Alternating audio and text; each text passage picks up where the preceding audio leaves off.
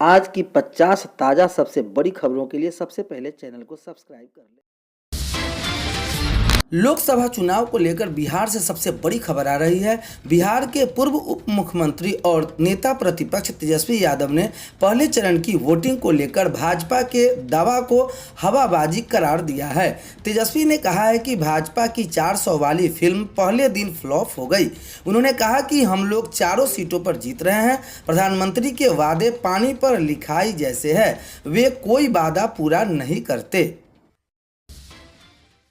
Purnia seat से चुनावी मैदान में उतरे निर्दलीय प्रत्याशी पप्पू यादव देश भर में चर्चा का विषय बने हुए हैं। कुछ ही दिनों पहले उन्होंने अपनी पार्टी का विलय कांग्रेस में किया। उन्हें उम्मीद थी कि महागठबंधन के खाते से पूर्णिया सीट कांग्रेस को मिलेगी और हाथ का दामन थामकर वह अब भविष्य की राजनीति करेंगे। बिहार में ओबीसी चेहरे का पर्याय बनेंगे, लेकिन उनकी उम्मीदवारों को झटका लगा है।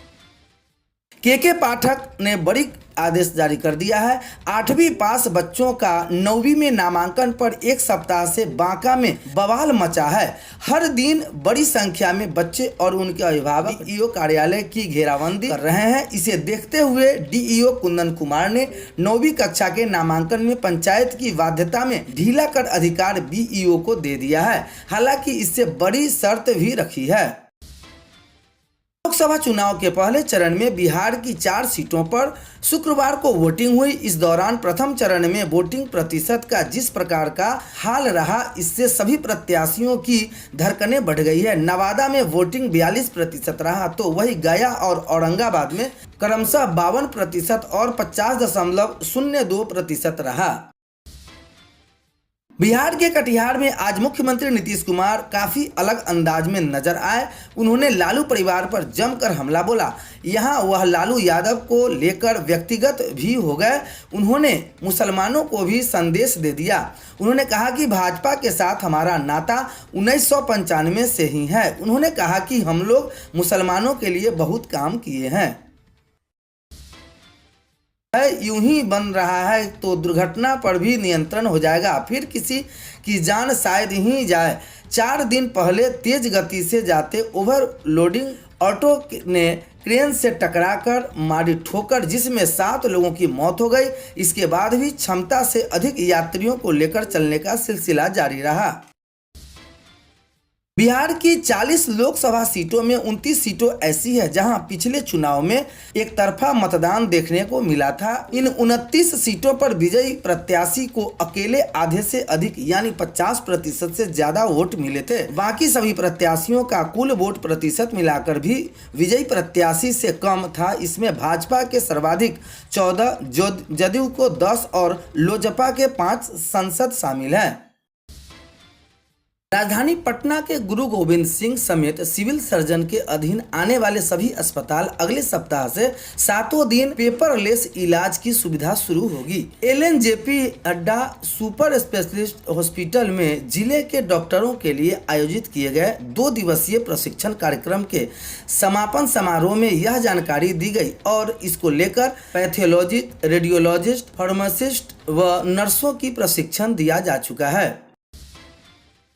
पटना हाई कोर्ट के तत्कालीन डीजीपी एसके सिंघल द्वारा इंस्पेक्टर को जबरन रिटायर कराने के आदेश को अवैध घोषित कर दिया है। शराब के केस में एक आरोपी के नहीं पकड़े जाने के आरोप में मुजफ्फरपुर मीनापुर में पदस्थापित इंस्पेक्टर अविनाश चंद्र को अनिवार्य सेवानिवृत्ति दे दी गई है। उन्हें 26 नवंबर 2020 को निलंबित किया गया था।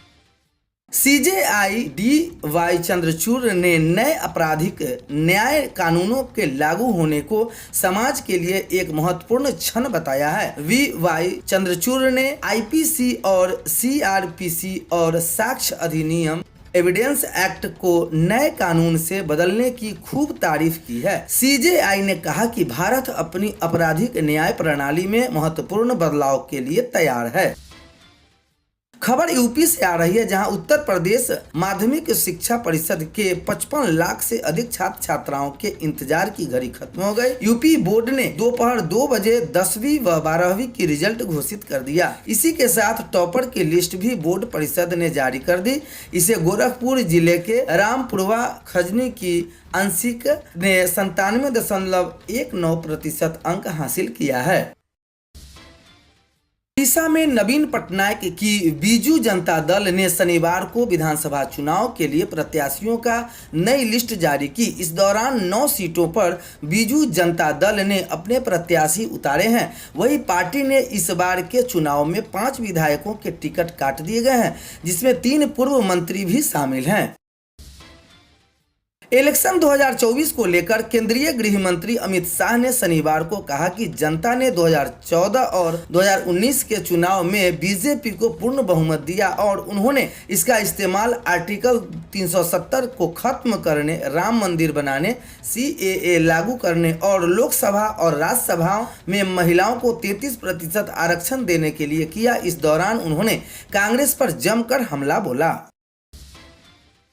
अप्रैल आते ही देश भर में गर्मी का दौर शुरू हो गया है। मौसम विभाग के मुताबिक पूर्वी प्रदेश, पश्चिमी बंगाल, उड़ीसा, आंध्र प्रदेश, तेलंगाना, तमिलनाडु, छत्तीसगढ़, झारखंड और गुजरात के कुछ हिस्सों में हीट वेव की स्थिति अगले 3 से 4 दिनों के बीच जारी रहेगी। वहीं मध्य प्रदेश का हाल बेहाल है और यहाँ के 19 शहरों का तापमान 40 डिग्री से अधिक बना हुआ है।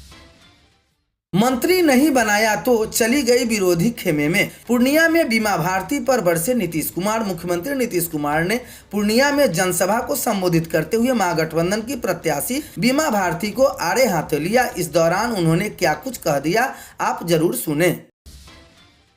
कांग्रेस नेता राहुल गांधी शनिवार को भागलपुर में आयोजित जनसभा को संबोधित करते हुए पहुंचे, जिसमें संबोधन में राहुल गांधी ने भाजपा और नरेंद्र मोदी को निशाने पर लिया। पीएम नरेंद्र मोदी पर हमला बोलने के साथ ही राहुल गांधी ने लोगों को अपने वादे बताने को जो कांग्रेस की सरकार बनने पर पूरी की जानकारी दी। जानिए राहुल गांधी ने भाषण की प्रमुख बातें क्या रखी।